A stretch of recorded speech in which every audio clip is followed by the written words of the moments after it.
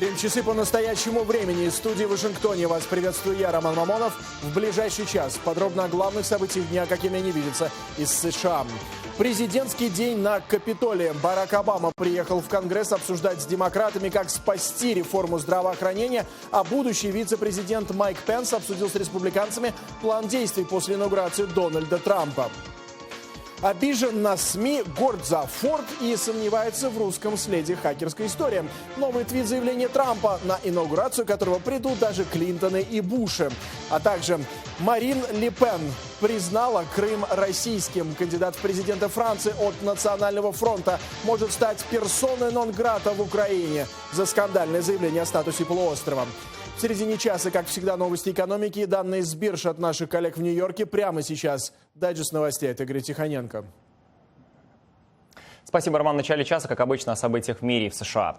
Американские сенаторы готовят законопроект о новых санкциях в отношении России за хакерские атаки на американские институты и действия Кремля в Украине и Сирии. Об этом во вторник заявил ведущий демократ в Комитете по международным отношениям Бен Кардин. По его словам, он работает над документом вместе с широкой группой сенаторов, в которую входят как демократы, так и республиканцы. Пока не ясно, закрепит ли законопроект уже введенные Белым домом санкции или вынудит будущего президента Дональда Трампа инициировать новые. Между тем, в Белом доме заявили, что не собираются вводить санкции против Владимира Путина лично, назвав такую меру экстраординарной. Как заявил представитель администрации США Джош Эрнест, Вашингтон вводит санкции против лидеров стран только при, цитата, «определенных обстоятельствах». «Я не волшебник, но у меня большие планы». Приблизительно так можно перефразировать заявление нового генерального секретаря ООН Антонио Гутерреша в первый день его работы. По его словам, он хочет по-настоящему встряхнуть ООН и заставить все 193 страны-члены объединиться в вопросе разрешения, цитата, «тех ужасных проблем, с которыми столкнулось человечество». Число конфликтов растет, и некоторые из них вытекают друг из друга, еще больше отягчая проблему международного терроризма, заявил Гутерреш. В то же время, продолжил он, число нарушений прав человека и социально-экономическое неравенство существенно возросли. Более 13 тысяч человек покинули иракский Мосул за последнюю неделю.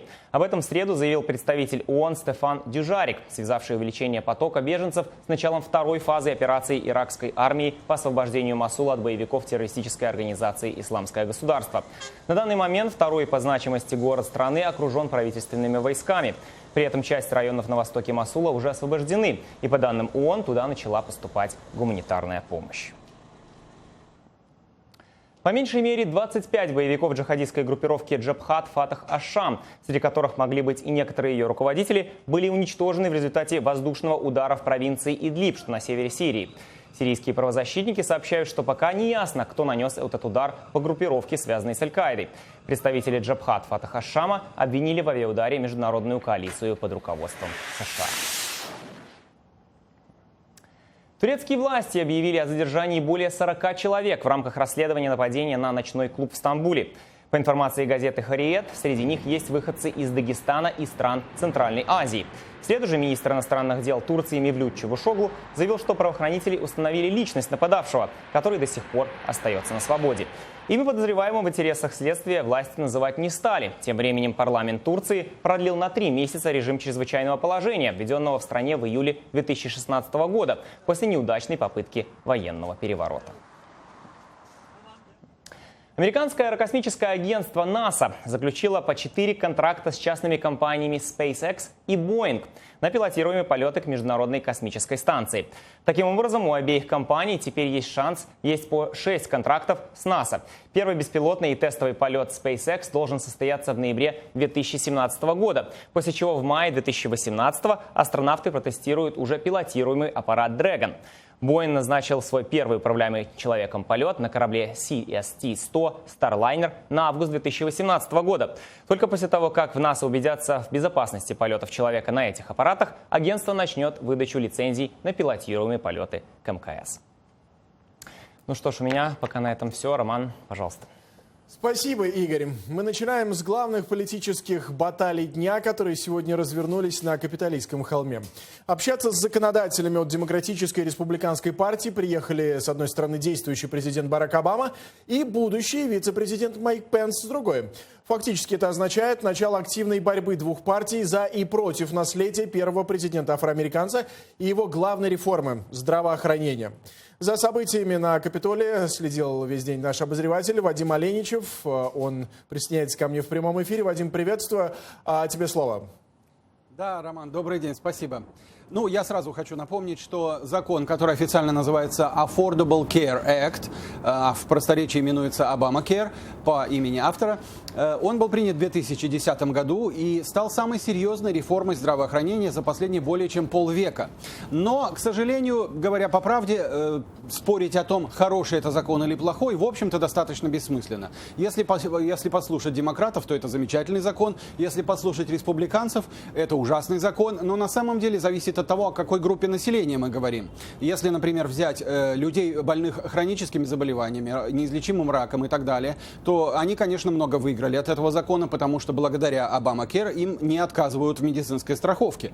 А, скажем, менее обеспеченный средний класс тоже получил определенные преимущества, потому что если в семье работает хотя бы один из супругов, то, как правило, такая семья не получает программ для бедных, но если доход не очень большой, там менее 50 или менее 40 тысяч в год на семью, то такая семья может благодаря Obamacare действительно получить недорого медицинскую страховку. И наоборот, если говорить о более обеспеченном среднем классе, то он особенно ничего не выиграл от этой реформы, потому что таким людям хорошая страховка была и раньше по карману. Или, например, рост платежей тоже играет значение, потому что молодежь, скажем, люди в возрасте около 30 лет, они обычно в этом возрасте достаточно здоровые, они не нуждаются уж в такой уж хорошей медицинской страховке, болеют редко и, в общем-то, часто не заинтересованы в этом. Но Obamacare обязывает их или купить страховку, или платить штраф каждый год, что, конечно, многим тоже не нравится. И вот Майк Пенс, когда он разговаривал сегодня на Капитолии со своими однопартийцами, он как раз постарался как-то их вот так вот настроить на тот лад, что нужно любой ценой и как-то поскорее и понадежнее послать Obamacare, что называется, на свалку истории. В частности, Майк Пенс привел цифры. Он сказал, что вот в этом году платежи за страховки в рамках Medicare, в рамках Obamacare, они подорожали, вот, например, в штате Пенсильвания на 54%, в штате Теннесси на 63% и в штате Аризона на 116%. Конечно, многим американцам, кто попал под это подорожание, это может не понравиться. Давайте вот послушаем, что сказал по этому поводу Майк Пенс. Мы устраним ограничения, которые мешают созданию рабочих мест. Мы разработаем налоговую реформу для бизнесов и частных лиц. Мы построим стену и покончим с нелегальной иммиграцией. Но наша задача номер один — убрать и заменить Obamacare на систему, основанную на рыночных отношениях. Да, и вот я напомню опять же, что вице-президент США, которым скоро станет Майк Пенс, он является еще и главой Сената США. То есть именно поэтому он сегодня разговаривал со своими однопартийцами на Капитолии. И это как раз показывает, что действительно республиканцы хотят встретить начало срока администрации Трампа во всеоружии, потому что еще остается 16 дней, но они уже готовы вести наступление и готовы осуществлять какие-то реформы. Вот об этом, в частности, сказал спикер Палаты представителей Пол Райан, я приведу цитату: «Они, то есть администрация Обамы, разрушили наше здравоохранение, а мы дадим людям, то есть, опять же, администрация Трампа, мы дадим людям больше выбора, больше контроля и больше свободы». Роман? Скажи, пожалуйста, Вадим, мы знаем, что сегодня был президент Обама. Как он все-таки агитировал своих однопартийцев для того, чтобы защитить реформу его имени? Да, интересно, что президент Обама оказался фактически одновременно с Майком Пенсом в здании Конгресса, но он не стал выступать с большой речью, а он больше провел как бы беседу со своими однопартийцами, и суть этой беседы сводилась к тому, что закон Affordable Care, то есть Obamacare, это хороший закон, это эффективный закон, как говорит президент Обама, и надо демократам дать республиканцам самим наломать дров, потому что на самом деле, как сказал опять же Обама, если республиканцы вместо Obamacare примут плохой план, то будет очень хорошо, если они назовут его Трамп-Кер. Ну, это, конечно, шутка, но она показывает, что, в общем-то, президент достаточно уверен в своих силах и в эффективности этого закона. И в заключение он сказал, что мы не позволим людям умирать на улице. Вот такие были сказаны слова. Но затем с очень таким тоже серьезным выступлением, которое содержало такой очень активный посыл, выступил видный сенатор Чак Шумер, который теперь является лидером сенатского меньшинства демократов на Капитолии. Давайте послушаем, что он сказал. Первая большая схватка в этом новом Конгрессе будет по поводу реформы здравоохранения.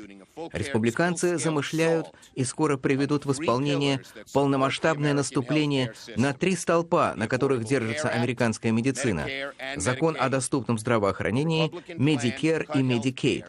Республиканский план по урезанию системы здравоохранения не сделает Америку снова великой, он сделает Америку снова больной. Да, и вот здесь как раз кроется самый главный камень преткновения для республиканцев, потому что Обамакер — это закон, и отменить его президентским указом, вот просто по велению Дональда Трампа, нельзя. То есть республиканцам нужно провести в Конгрессе новый закон, а для этого, скорее всего, им понадобится большинство в 60 голосов. И на данный момент у них только 52 голоса. И, как справедливо сказал конгрессмен-демократ Каммингс, он сказал, что на данный момент республиканцам просто нечем заменить Обамакер. Так что главные схватки, они еще ждут нас впереди. Будем внимательно за этим наблюдать. Вадим, благодарю. Вадим Оленичев о визите Барака Обамы и Майка Пенса на Капитолийский холм. Напомним, избранный президент Дональд Трамп делал разные заявления относительно судьбы Обамакер. То обещал отменить ее полностью одним росчерком пера, то говорил, что все-таки реформа не так плоха и должна быть частично сохранена. Высказался он о будущем Обамакер в последние сутки, заодно прокомментировав решение концерна Ford отменить строительство завода в Мексике и другие темы. Появляется также все больше деталей о грядущей инаугурации миллиардера. Как говорится, вы не поверите, кого мы увидим на гостевой трибуне. Все подробности у Андрея Деркача. Андрей. Привет, Рома. Дональда Трампа по-прежнему обуревают сомнения относительно причастности русских хакеров к кибератакам на Демократическую партию США. Накануне в Твиттере он посетовал на то, что брифинг по так называемым российским хакерским атакам перенесен на пятницу. Возможно, им нужно больше времени, чтобы выстроить дело. Очень странно, написал Трамп. Ранее избранный президент уже говорил, что во вторник или среду получит подробную информацию по вмешательству российских хакеров в президентские выборы США, хотя представители спецслужб говорят, что никаких встреч запланировано не было. К этой теме избранный президент вернулся сегодня в 4 утра в Твиттере.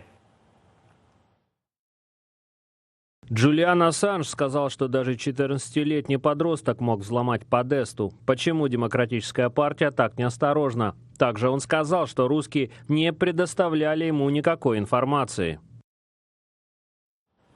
Речь идет об интервью Ассанжа, основателя Wikileaks, которое он вчера дал Fox News, и в котором в очередной раз повторил, что имейлы Подесты и другие материалы, похищенные у Демократической партии, были переданы его сайту не российскими хакерами.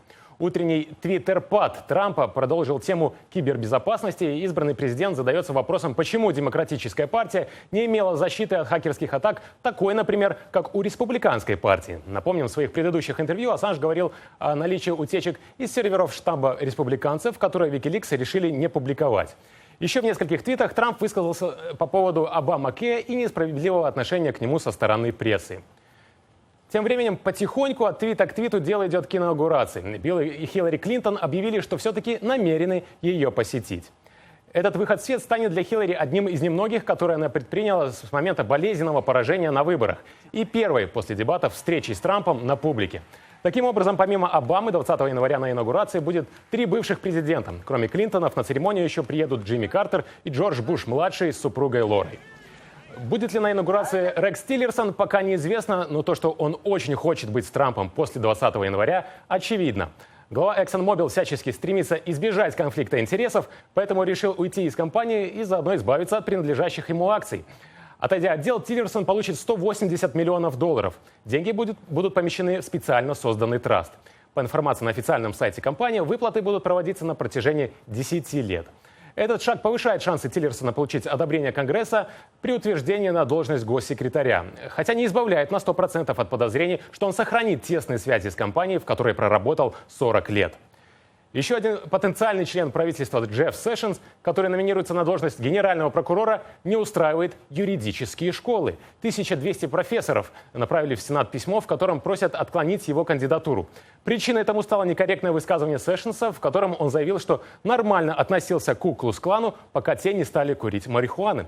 Слова были произнесены более 20 лет назад. Также юристов волнует отношение Сэшенса к окружающей среде, женщинам и меньшинствам. И в заключение отметим еще одно назначение Трампа, о котором стало известно буквально пару часов назад. Главой комиссии по ценным бумагам и биржам станет адвокат с Уолл-стрит Джей Клейтон, клиентами которого были такие финансовые гиганты, как Goldman Sachs, Barclays и даже китайская Alibaba Group. Комиссия является важной структурой правительства, занимающейся надзором и регулированием американского рынка ценных бумаг. У меня все, Роман. Да, спасибо, Андрей. Собственно, появление выходца из одной из юридических контор Уолл-стрит в команде будущего президента Дональда Трампа неудивительно, точно так же, как неудивительно то, что после смены команды в Белом доме и вообще в правительстве мы наверняка услышим новости о том, как бывшие чиновники правительства Трампа ушли в бизнес. В американской политике это называется, это очень интересный, кстати, факт, вращающиеся двери. Александр Григорьев пояснит. Вашингтон готовится к инаугурации нового президента. Белый дом огражден металлическими заграждениями. Это означает, что в городе начался процесс, который в Соединенных Штатах называется revolving doors – вращающиеся двери. Высокопоставленные сотрудники администрации США уходят в отставку и находят работу в бизнесе, академических структурах, некоммерческом секторе. И идет обратный процесс, когда люди из бизнеса, академии и НКО приходят на работу в администрацию США. Этот процесс идет постоянно и необратимо. Смена президента в Белом доме приводит к немедленным отставкам тысяч политических назначенцев его предшественника, которые уходят из власти. Иногда для того, чтобы вернуться через 4 года или 8 лет. Тоже может относиться и к конгрессменам. Когда вашингтонские политики покидают пост, многие, если не большинство, больше не возвращаются домой. Вместо этого они направляются сразу в престижный мир Кей-стрит, лоббистской улицы в самом сердце Вашингтона.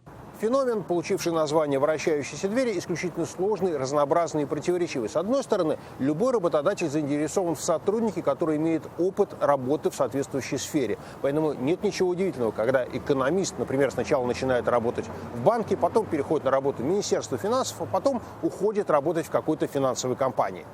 С другой стороны, как показывают научные исследования, в результате подобных перемещений возникает угроза коррупции.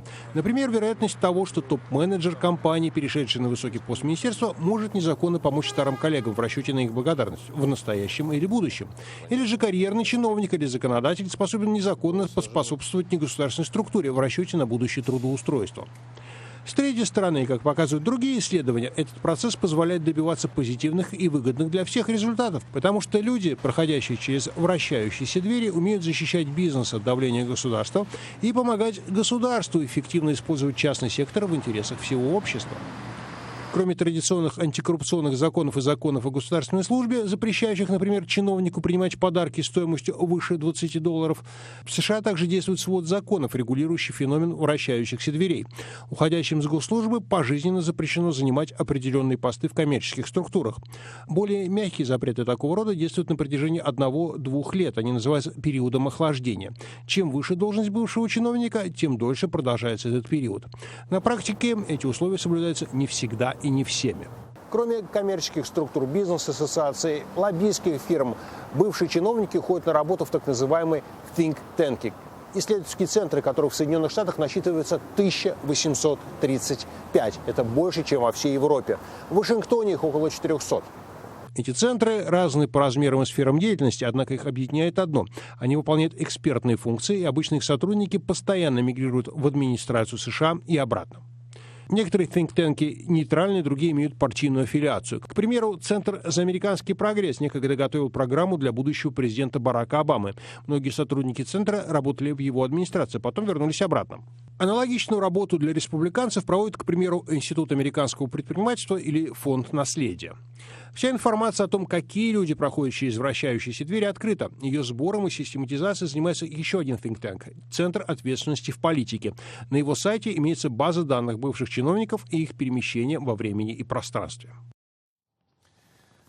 Теперь к другим темам. Десятки, а возможно и сотни тысяч семей, живущих в штате Нью-Йорк, получили сегодня отличную новость. Губернатор региона Эндрю Куомо предложил ввести бесплатное высшее образование для студентов из семей с низкими доходами. Подробнее об этой инициативе пойдет речь в экономическом проекте «Время, деньги». Его ведущий Борис Кольцов присоединяется ко мне в прямом эфире из Нью-Йоркской студии. Борис, приветствую. Насколько это прорывная идея и сколько нью-йоркцев смогут ей воспользоваться? Роман, привет. Идея действительно прорывная, с учетом того, что Куомо, когда представлял свой план, он озвучил такую цифру, что в среднем сейчас средний долг по стране у студентов, получивших высшее образование, составляет $30 тысяч. И при этом далеко не все они сразу могут найти работу, с помощью которой они могут этот долг гасить. Куомо предлагает следующий план. Он предлагает семьям с совокупным доходом около $125 тысяч в год бесплатное образование за счет бюджета штата, но теперь надо дождаться, чтобы эту инициативу одобрили законодатели штата. Если все пойдет по его плану, то доступ к бесплатному образованию получит почти 1 миллион семей в штате Нью-Йорк. Борис, спасибо. Ждем подробности об этой инициативе в рамках проекта «Время, деньги». Буквально через 10 минут в середине часа новости экономики и данные с бирж. Еще одной обсуждаемой темой в США остаются отношения Дональда Трампа с американскими корпорациями, ведущими бизнес по всему миру и переводящими производство за рубеж. Миллиардер обещал, напомним, объявить войну такой практике и даже еще не став президентом, уже записывает свой актив победы. Из последних решений концерна Ford отказаться от планов строительства автомобильного завода в Мексике, вместо этого расширив сборочное производство в штате Мичиган. Компания Ford отказывается от планов строительства нового завода в мексиканском городе Сан-Луис-Потоси и объявила о планах инвестировать часть сэкономленных средств в производство инновационных автомобилей в Мичигане. Новый гибридный беспилотный автомобиль. Электровнедорожник с аккумулятором, рассчитанным на большой пробег. Гибридный автомобиль «Мустанг». Гибридный пикап F-150, гибридный микроавтобус «Транзит» с возможностью подзарядки от электросети, 2 новых гибридных полицейских автомобиля, беспроводная подзарядка, инвестиции объемом $700 миллионов и 700 новых рабочих мест. Глава Ford Марк Филдс заявил, что в некоторой степени решение компании связано с Трампом, но основной причиной стало снижение интереса к компактным автомобилям в Северной Америке. Работники автомобильной индустрии не скрывают своей радости. Я не знаю, можете ли вы осознать значение этих инвестиций. Это все равно, что построить новое сборочное производство. $700 миллионов. Тем временем Трамп сфокусировал свое внимание на General Motors, крупнейшем автопроизводителе США. Во вторник он написал твит, в котором пригрозил ввести заградительные налоги на автомобили, произведенные за рубежом. Компания ответила, что собираемые в Мексике машины не предназначены для продажи в США. Однако эксперты говорят, что многие компании уже обсуждают свои действия на случай, если будущая администрация продолжит настаивать на производстве товаров в США. Я уже читал, что Apple, например, проводит исследования, чтобы оценить, во сколько компаний обойдется возвращение производства из Китая в США. Другие фирмы, вероятно, делают что-то похожее, разрабатывают запасные планы. Вдруг Трамп настроен действительно серьезно. Теперь американским компаниям придется не только принимать решения, что производить и где, но, возможно, и просчитывать политические последствия этих решений. Критики опасаются, что это может ограничить выбор потребителей. Может стать первой страной в Европе, которая запретит въезд возможному следующему президенту Франции. Такие идеи в Киеве звучат после того, как кандидат от Национального фронта Марин Ле Пен заявила в телеинтервью, что присоединение Крыма к России было законным, а референдум и все остальные процедуры прошли в полном соответствии с международным правом. Украинские власти ожидаемо ответили возмущенными заявлениями. Все подробности у корреспондента «Голоса Америки» в Киеве Тараса Бурноса. На сегодняшний день эта ситуация получила новое развитие. Служба безопасности Украины отправила письмо в адрес Министерства иностранных дел с тем, чтобы можно было рассмотреть, я так понимаю, в официальном ключе эту ситуацию. Также некоторые эксперты говорят о том, что возможно было бы привлечь одного из потенциальных кандидатов на выборах президента во Франции к ответственности, в частности, инкриминировать ей статус персоны нон-грата. Однако, насколько далеко продвинется эта идея в официальных украинских кабинетах, сказать сложно. Все, что сегодня происходит вокруг заявления Марины Ле Пен, можно расценивать, наверное, больше в контексте европейского скепсиса в отношении украинского вопроса. Европейцы, по-видимому, об этом говорят часто украинские эксперты, европейцы часто не понимают досконально, что происходит в Украине с Крымом, какова главная проблематика в Донбассе. В Украине, конечно же, об этом говорят однозначно. Крым — это Украина, Донбасс — это Украина. И в данном случае не может быть другого мнения. Роман? Спасибо, Тарас. Заявление Марины Ле Пен – очевидное доказательство успешности политики Кремля по расколу европейских политиков в вопросе отношений к агрессивным действиям России на постсоветском пространстве. Москва эффективно налаживает связи с политическими движениями Евросоюза, которые выступают с правых позиций и противостоят политическому истеблишменту. В ответ на поддержку, в том числе финансовую, Кремль получает сторонников, готовых закрывать глаза на нарушение сложившихся границ и норм права. Комментарий эксперта германского фонда Маршалла Йорга Форбрига. В течение последних нескольких лет Кремль демонстрировал, что он может быть очень успешным в установлении контактов и даже предоставлении финансовой поддержки, как это было в случае с Национальным фронтом. Предоставление технической поддержки, как, например, с немецкой партией «Альтернатива для Германии», у которой есть соглашение о сотрудничестве с Единой Россией. И немаловажно, что все эти движения представляют собой партии антиэстеблишмента. Они настроены против мейнстримовой политики и СМИ в своих собственных странах.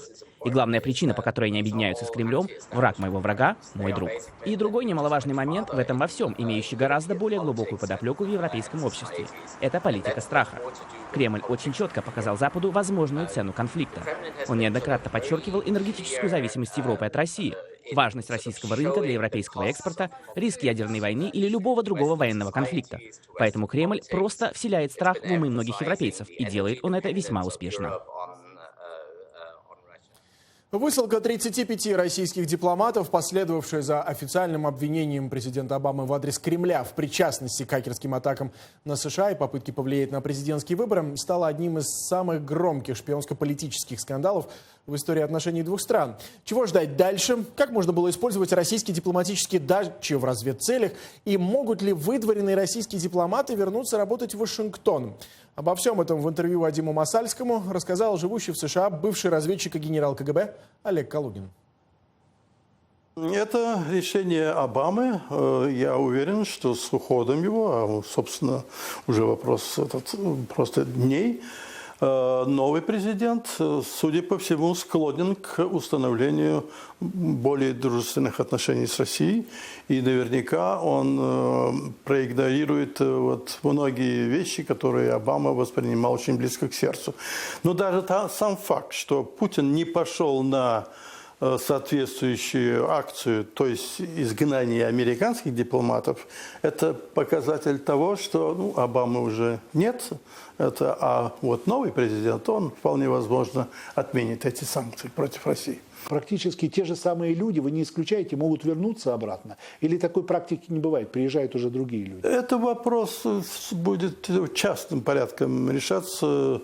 Может быть, некоторые вернутся, я не исключаю. А вот скажите, а как формируются вот эти списки дипломатических сотрудников, которых изгоняют из страны?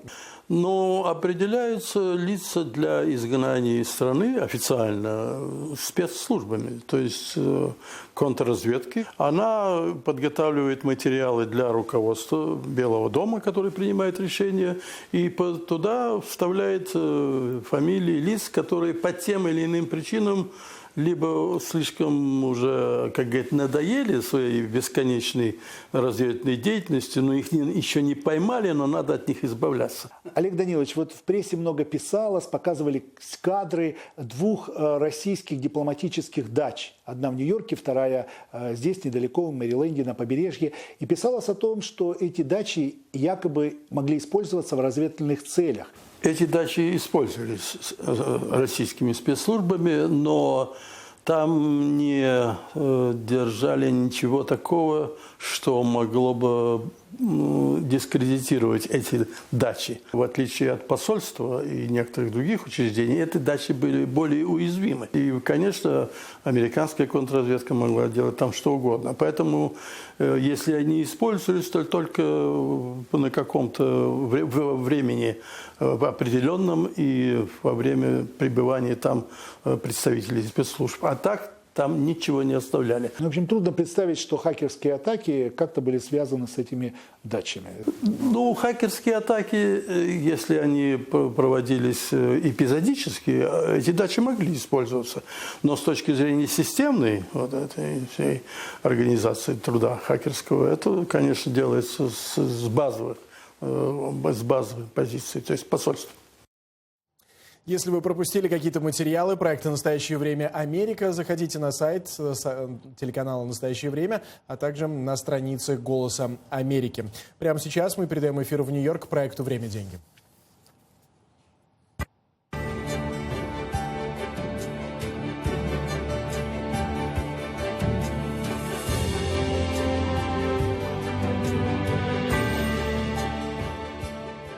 Привет, это «Время. Деньги». В нью-йоркской студии «Настоящего времени» Борис Кольцов. Основные темы выпуска. На мировых рынках разнонаправленная динамика, что помогло индексу Никкей вырасти на 2,5%. Бесплатное высшее образование в штате Нью-Йорк. На кого распространяются нововведения? И поможет ли ограничение в оплате покупок наличными развить сферу безналичных расчетов в Украине? В первый день торгов этого года на токийской бирже японский Никкей подскочил на 2,5% на ожиданиях дальнейшего ослабления иены и хороших стат-данных из США. Ралли в Токио помогло закрыться в плюсе и шанхайской бирже, а вот на Гонконг оптимизма уже не хватило. Индекс Хан Сенг закрылся в небольшом минусе.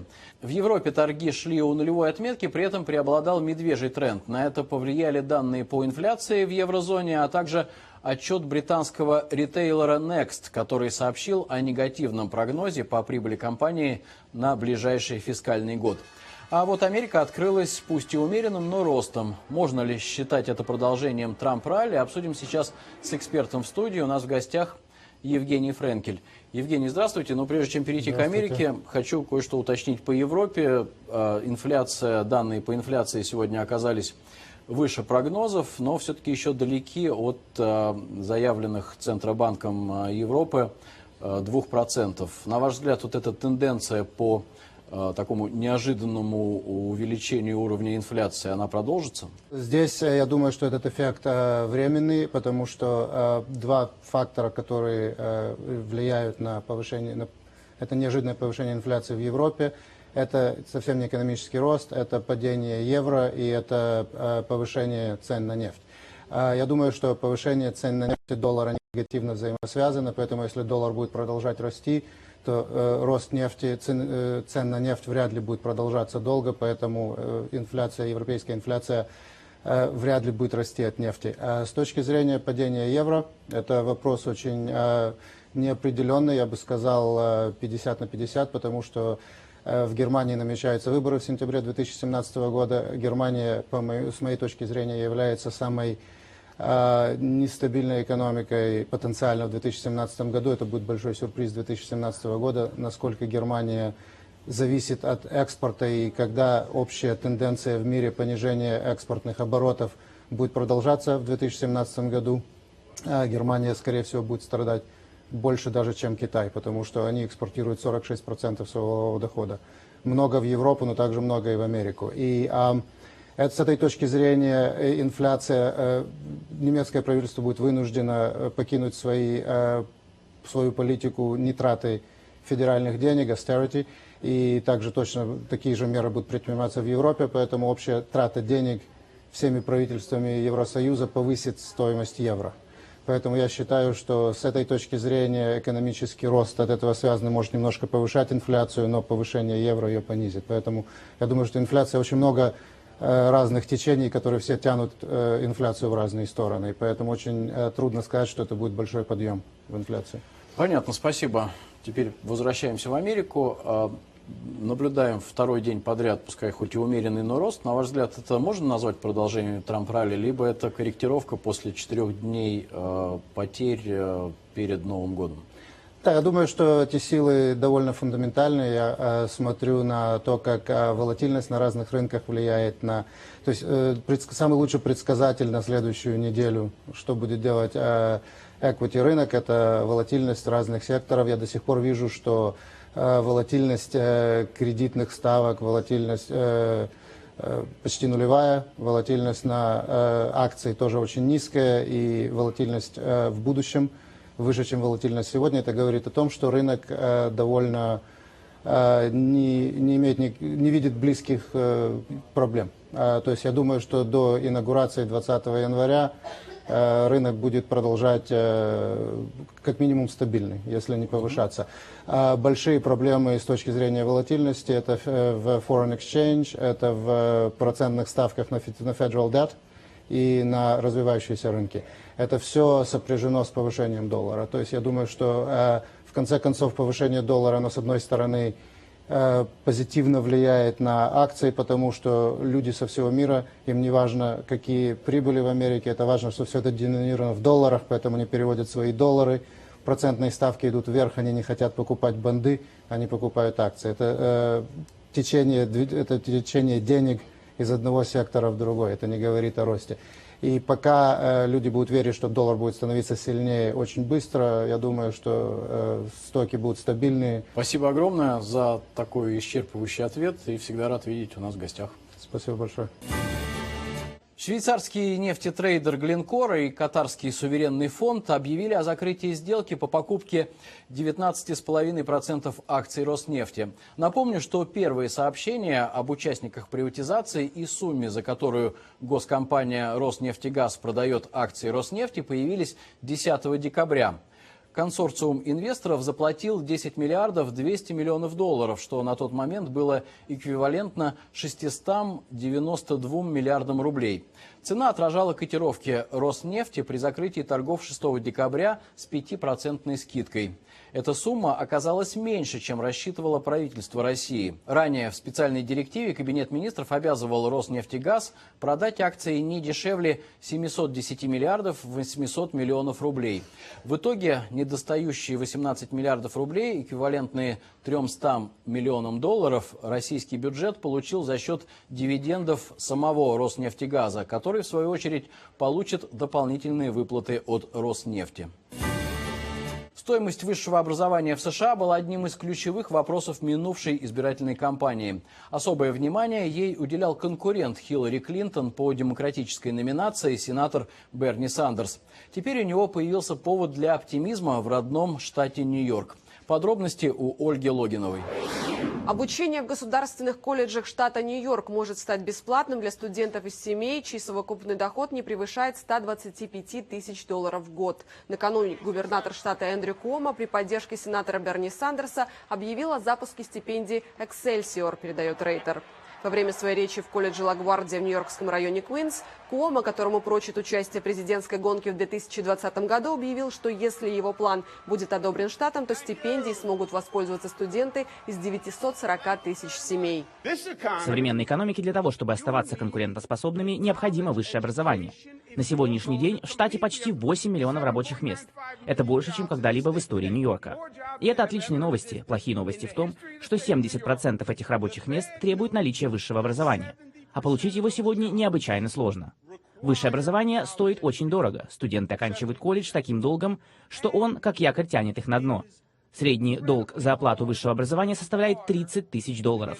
В штате Нью-Йорке эта цифра еще выше. Только задумайтесь об этом. Это нечестно, это неправильно. План о бесплатном образовании поддержал и сенатор из штата Вермонт, бывший кандидат в президенты Берни Сандерс. Обсуждение проблем высшего образования и растущего студенческого долга было ключевым в соревновании Хиллари Клинтон и Берни Сандерса за место кандидата от Демократической партии. Накануне Берни Сандерс напомнил скандирующим его имя студентам Нью-Йоркского колледжа о меняющейся экономике и новых требованиях к соискателям рабочих мест.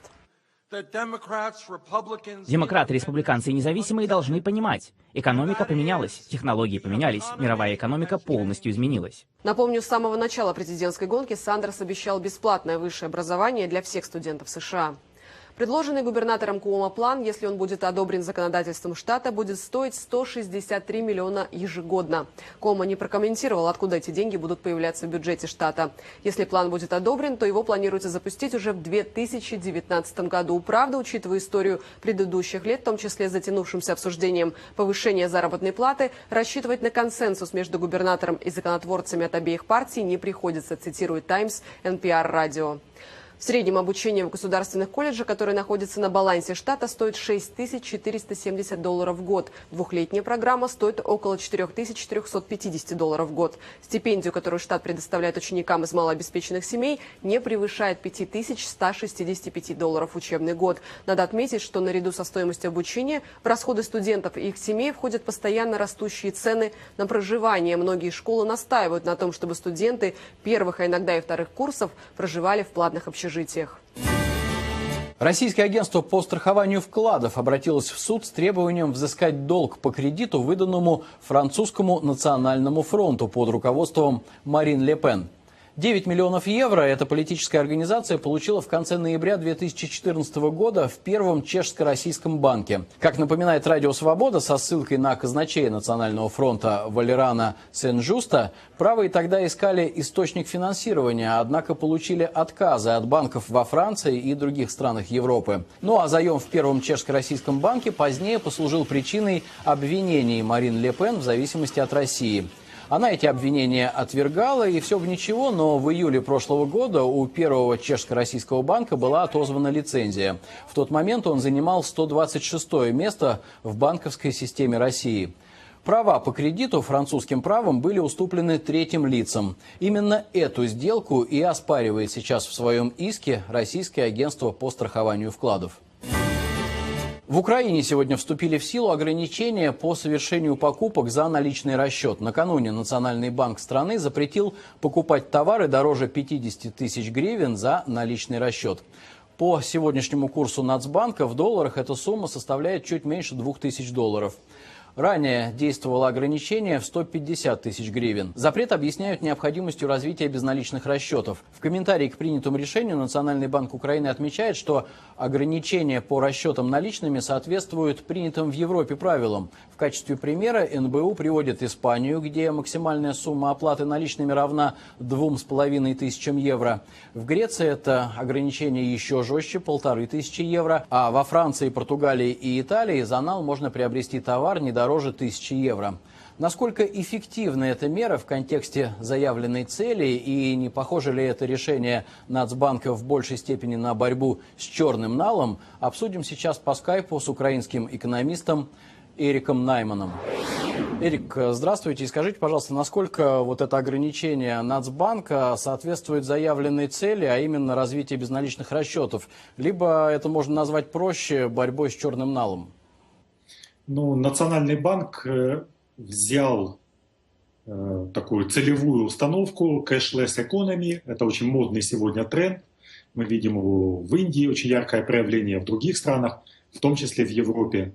Поэтому избавление от наличности, уменьшение суммы наличных в обороте, детинизация заодно, плюс увеличение налогооблагаемой базы. И вы считаете, что это исключительно эта цель? Либо все-таки есть проблема, например, зарплаты в конвертах и так далее, да?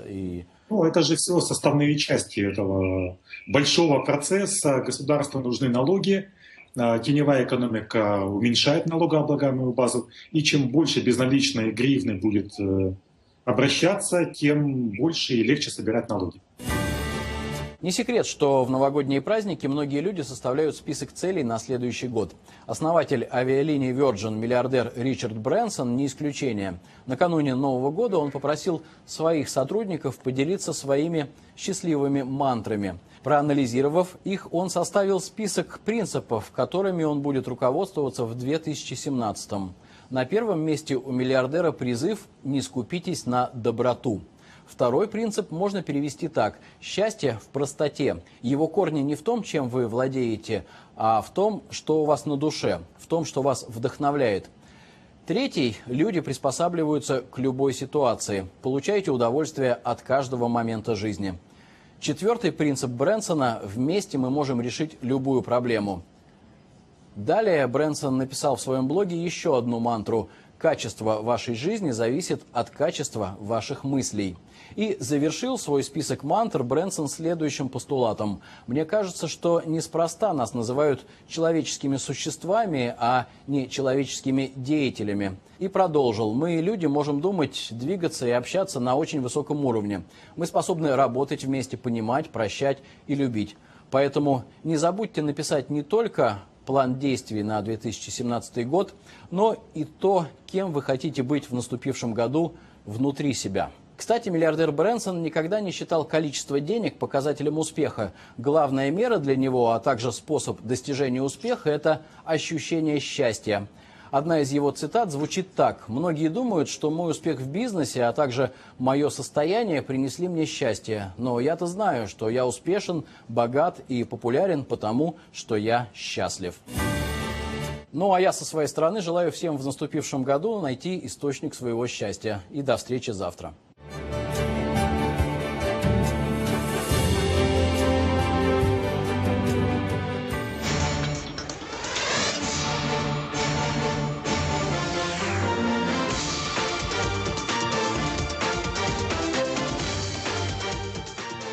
Спасибо нашим коллегам в Нью-Йорке. Это «Настоящее время Америка». Продолжим эфир вновь из Вашингтона. В студии с вами я, Роман Мамонов. Премьера самоуправляемого автомобиля FF91 компании Faraday Future состоялась на международной выставке потребительской электроники в Лас-Вегасе. Основной конкурент Теслы, а именно так называют этот автомобиль, смог продемонстрировать возможности автоматической парковки без участия водителя только со второй попытки. Вице-президент Faraday Future объяснил сбой помехами в прохождении сигнала в здании, где состоялась презентация. Так что феерическая премьера автомобиля будущего оказалась несколько скомканным. Теперь поговорим о другой машине будущего – летающем автомобиле.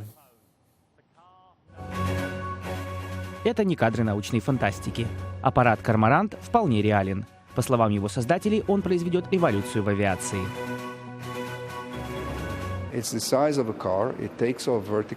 Он размером с обычную машину, может вертикально взлетать и доставлять грузы весом в 500 килограмм и более на расстоянии 50-70 километров. Это беспрецедентное достижение. Подобных разработок нет. Нет машины, способной вертикально подниматься в пределах радиуса в 3,5 метра. Дрон, способный взлетать вертикально, по размеру составляет лишь 1/3 вертолета. Однако может поднимать столько же, сколько и вертолет. Его внутренние роторы позволяют маневрировать между зданиями ниже уровня проводов, в пространстве, недоступном для вертолета. Основатель компании-разработчика Urban Aeronautics Рафи Йоли отмечает, что дизайн «Корморанта» может заинтересовать военных, в частности для использования при операциях в неблагоприятной среде. Представьте себе радиоактивную или химическую бомбу, обнаруженную в большом городе. Наш дрон способен долететь до нее и разоружить ее при дистанционном управлении. Нам уже предложили сотрудничество операторы атомных электростанций. Наш дрон сможет работать и чинить неполадки и утечки радиации, а не только фотографировать обстановку. Он настоящая рабочая лошадка. Мы разработали его для тяжелой работы, но при этом он компактен, его лопасти спрятаны, он может поднимать крупные грузы. Это основа дизайна «Корморанта». А в будущем этот дрон может стать вашим личным автомобилем. Я не исключаю возможность пилотирования нашего аппарата человеком внутри него и наличия пассажиров. На это, конечно, потребуется время, однако в будущем это может стать личным автомобилем, способным взлетать вертикально. После 15 лет разработок компания Urban Aeronautics надеется выпустить дрон «Корморант» на рынок в 2020 году. Кстати, на открывшейся выставке в Лас-Вегасе работает наша съемочная группа, расскажем все подробно. Всем известно, что собачий нос намного чувствительнее человеческого. У собак в 50 раз больше обонятельных рецепторов, и вдыхают воздух они совсем по-другому. Ученые из Национального института науки и технологий раскрыли секрет собачьего нюха. Собаки полагаются главным образом на обоняние. Вынюхивая что-то, они вдыхают и выдыхают 5 раз в секунду. Надеясь усовершенствовать приборы обнаружения испарений, которые используют правоохранительные органы, ученые Национального института науки и технологий начали с собачьего носа. Это кусок пластмассы, который мы должны заставить нюхать и дышать, как настоящая собака. Между прочим, у нас есть система, которая именно так работает. С этой задачей справляется обычный насос. Видеокамера, оборудованная особой лампой и зеркалом, позволяет ученым визуализировать движение невидимых испарений. Посмотрите, что получается, когда из обычной зажигалки выпускается бензин. А теперь посмотрите, что происходит с испарениями, когда модель носа нюхает полиуретановую пробку, смоченную ацетоном. Посылая поток воздуха в этом направлении, нос втягивает в себя свежий воздух благодаря перепаду давления, которое создается здесь. Мы называем это увеличением аэродинамического охвата. Это способность собачьего носа уловить новый запах, притянуть его к себе, вдохнуть, проанализировать с помощью невероятного химического детектора, который находится в обонятельной зоне. И все это происходит 5 раз в секунду. Ученые протестировали свое изобретение, прикрепив его к коммерческому прибору обнаружения взрывчатых веществ. Система копирует поведение собачьего носа, и ее работа улучшается в 16, 17, иногда даже в 18 раз. По словам Стеймейтса, динамика испарений играет большую роль в том, как собаки ощущают окружающий мир, и приборы обнаружения бомб должны работать так же. Улучшить память можно и без применения лекарственных препаратов. Это пытаются доказать авторы экспериментальной программы для пожилых людей, страдающих потерей памяти. Исследования проводятся в более чем 40 американских штатах и некоторых других странах. Это не вполне комедийное представление. Пожилые пациенты придумывают истории на основе картинок, которые им раздают на специальном занятии. По словам организаторов, устные импровизации помогают взрослым пациентам с нарушениями памяти. Когда ты живешь с болезнью Альцгеймера, каждый день наполнен трудностями и разочарованиями, неправильными ответами. А в нашей методике нет правильных или неправильных ответов, есть только много смеха. Таймслипс придумала Энн Бейстинг, профессор театрального искусства в университете Висконсин-Милуоки. Она автор пьес о пожилых людях и создатель благотворительных арт-проектов. Вместо того, чтобы фокусироваться на потере памяти, мы предлагаем участникам использовать воображение, которого у людей с нарушением памяти по-прежнему предостаточно. В сентябре Бейстинг выиграла грант фонда Маккартеров на расширение программы Таймслипс. В настоящее время она действует в 41 штате и 12 странах, в том числе в Японии. Инструктор Йоко Хаяши открыла программу в городе Якогама. Для этого ее пришлось адаптировать к японской культуре, поскольку, по словам Хаяши, японцы не так открыты, как американцы. В США люди так не напрягаются, все не настолько серьезны. Здесь же все не так, поэтому перед началом занятий я обязательно должна подружиться со своими подопечными. Такой подход вполне устраивает участницу программы Наоми Хасимото. Как замечательно! Все, что мы говорим, даже самое незначительное, остается в памяти. Невероятное чувство. Подобные занятия в домах престарелых показали, что Таймслипс улучшает и настроение, как у жильцов, так и у сотрудников. По мнению врача-гериатра Эдмунда Дути, этот метод работы с пожилыми может стать хорошей альтернативой медикаментозному лечению. Если мы можем работать с пациентами с поведенческими расстройствами без использования фармакологических методов, это область для дополнительных исследований. Тем временем участники программы, судя по всему, получают от занятий не только большое удовольствие, но и пользу для умственного здоровья. Здесь очень весело, кто-нибудь все время смеется. В Новый год со старыми проблемами судебные тяжбы между Анджелиной Джоли и Брэдом Питтом продолжаются. Напомним, что ранее адвокаты Питта обратились в суд с просьбой засекретить записи, относящиеся к частной жизни детей актера. А вот какое решение приняла Джоли, знает наш обозреватель Карина Бафраджан. Карина. Привет, Рома. Сегодня действительно выяснилось, что актриса одобрила просьбу супруга засекретить судебные документы, которые касаются психического состояния их 6 детей. Видимо, она прислушивалась к советам юристов Брэда Питта, которые считают, что данные, предоставленные с ее стороны, могут причинить вред детям. Адвокаты Брэда Питта ссылаются на упоминания в документах имен педиатров и психологов и утверждают, что это нарушает соглашение супругов о защите частной жизни их чад. Ну, а теперь перейдем к более радостным новостям. 50-летняя Джанет Джексон впервые стала матерью. Минувшим днем у певицы и ее супруга Виссама Альмана родился сын. Назвали его Иса. Информацию подтвердила представительница счастливых родителей. В апреле прошлого года Джанет Джексон неожиданно отложила свой тур Unbreakable World, сообщив поклонникам, что она и ее супруг хотят в данный период своей жизни сосредоточиться на планировании семьи. В мае СМИ сообщили о беременности артистки. Правда, сама Джексон подтвердила эту информацию лишь в октябре. Напомним, певица-миллиардер из Катара, который младше звезды на 8 лет, узаконили свои отношения в 2012 году. Для Джексон этот брак стал третьим. От Джанет Джексон перейдем к Бейонсе. Поп-дива станет хедлайнером музыкального фестиваля Коачелла. Также среди выступающих музыкантов были объявлены Radiohead и Кендрик Ламар. Коачелла – один из самых популярных и прибыльных фестивалей в Америке, на который съезжаются не только простые смертные, но и главные звезды американского и европейского шоу-бизнеса. Команда Дональда Трампа продолжает искать артистов для выступления на его инаугурации 20 января в Вашингтоне. На этот раз приглашение получила британская певица Ребекка Фергюсон. Она заявила, что примет приглашение только в том случае, если ей позволят спеть знаменитую антирасистскую песню Билли Холидей «Strange Fruit». Представители Дональда Трампа пока не подтвердили свое согласие выступить певице с этой песней. Ну, поживем, увидим, какой получится концерт. Рома, тебе слово. Спасибо, Карина. Напомню, что у нас будет специальный эфир, посвященный инаугурации Дональда Трампа. Теперь к другой теме. Настоящий художник может найти вдохновение даже в мусорной свалке. Именно это удалось 75-летнему дизайнеру из Южной Калифорнии. После выхода на пенсию он создал на заднем дворе своего дома целый музей произведений из мусора. Экспозицию изучила Евгения Дюло. Идеи нет в путеводителях. Наткнуться на него можно только случайно, если карты заведут вас в этот уголок пустыни рядом с национальным парком Джошуа Трee. Экспонаты изготовлены из мусора и бытовых отходов. Гордость коллекции – авторские портреты голливудских звезд Линдси Лохан, Майкла Джексона и Памелы Андерсон.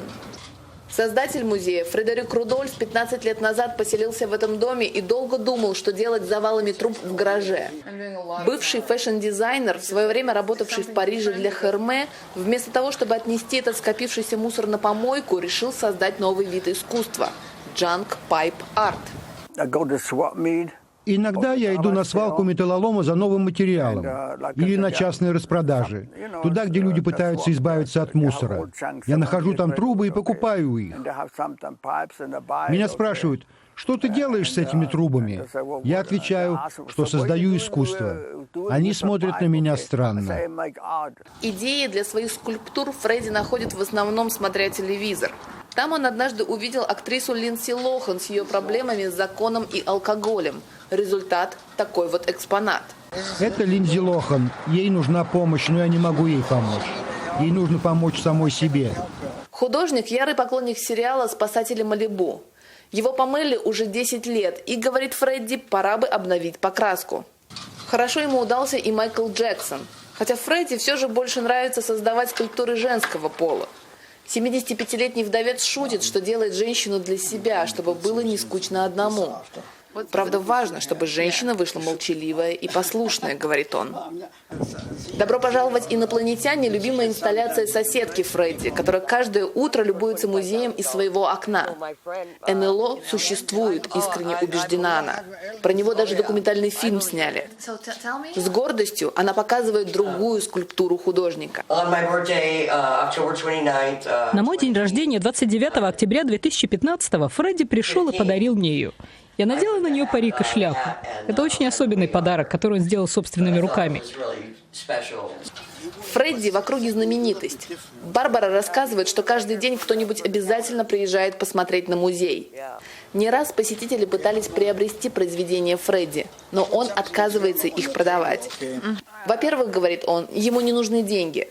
Толку от них в его возрасте немного. А во-вторых, если он их продаст, людям будет не на что смотреть. Евгения Дюло, «Настоящее время. Америка». Ничего святого. Первое, что хочется сказать от следующей новости. В Ватикане открылся Макдональдс, несмотря на протесты кардиналов и местных жителей. По сообщениям, Ватикан будет получать от международной франшизы ежемесячную арендную плату в размере 31 тысячи долларов. Это уже не первый Макдональдс вблизи католической святыни, однако первый в здании, которым владеет Ватикан, и где проживают несколько высокопоставленных кардиналов. По информации итальянской газеты «Ля Република», один из кардиналов назвал новый Мак Ватикан извращением извращением нашего района. Как утверждает недовольный священнослужитель, маг Ватикан предлагает пищу, которой он бы никогда не притронулся. У каждого свои вкусы. Это был час новостей из Вашингтона. В студии для вас работал Роман Мамонов. Спасибо, что вы с нами. Увидимся завтра.